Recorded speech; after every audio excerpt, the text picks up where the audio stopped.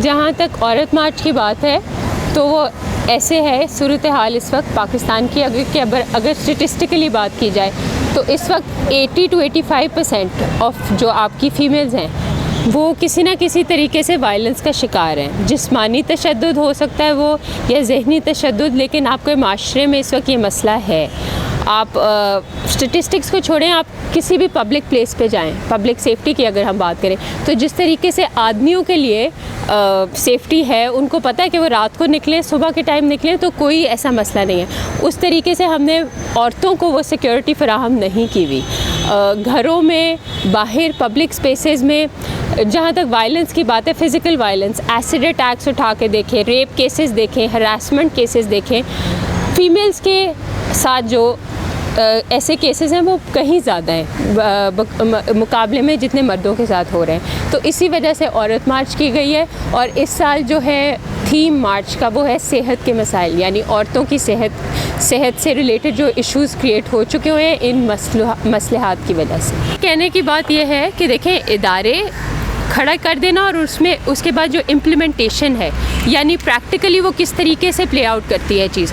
तो बात यह है कि घरों में अगर आप मर्द होते हुए ये सोचें कि क्या आपके लिए आसान होगा कि अगर आपके घर में, आपकी फ़ैमिली में कोई आपके साथ नाइंसाफ़ी हो रही हो फॉर एग्ज़ाम्पल, तो क्या इतना आसान होता है आवाज़ उठाना? बहुत सारी औरतें जिस तरह का हमने उन्हें माशरा दिया, उनमें निसाबी तौर पे ये क़ुव्वत नहीं होती कि वो जाके इनिशिएटिव ले, ऑल द वे वो घर से निकल के एक इदारे में जाएँ।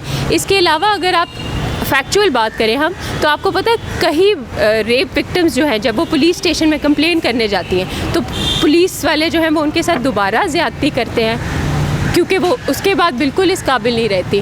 तो इदारा तो कायम हो गया, लेकिन क्या हम उसको इम्प्लीमेंट कर पा रहे हैं सही से? इसी तरीके से आपने पुलिस फ़ोर्स तो बहुत जगहों पे खड़ी कर दी है, लेकिन उसमें भी मर्द हज़रात कुछ ऐसे होते हैं पुलिस वाले कि क्या उनकी ट्रेनिंग की गई है इस तरीके से? क्या उन्हें सेंसिटाइज़ किया गया है फ़ीमेल्स के मसाइल के हवाले से? तो ये सब मसले हैं, ये एग्ज़िस्ट कर रहे हैं, जिसकी वजह से औरतों के लिए वो सिचुएशन नहीं हम दे पा रहे इस वक्त पाकिस्तान में, जो कि होनी चाहिए। और इसी वजह से हम मार्च की बात करते हैं। मार्च के अलावा जो औरत मार्च ऑर्गेनाइजेशन है उसने इससे पहले मोबिलाइजेशन ड्राइव्स कराई, पूरे पाकिस्तान, पूरे लाहौर के अंदर करवाई हैं, जिसमें उन्होंने अवेयरनेस क्रिएट की है, बात की है इस मौजू पे, क्योंकि इस वक्त हम इस पर बात भी नहीं करना चाहते। उसके अलावा उन्होंने हेल्थ कैंप्स लगाए जिसमें 150 से प्लस पेशेंट्स को हर हफ्ते जो है वो ट्रीट किया गया है। औरतों के मसाइल पे बात की गई है और मेरे ख़्याल में इस तरह की बहुत ज़रूरत है हमें और सहूलियात फराहम करने की पाकिस्तान में। ये जो डिबेट है ये इसलिए नहीं है कि या हम मर्दों को बुरा कर दें या औरतों को।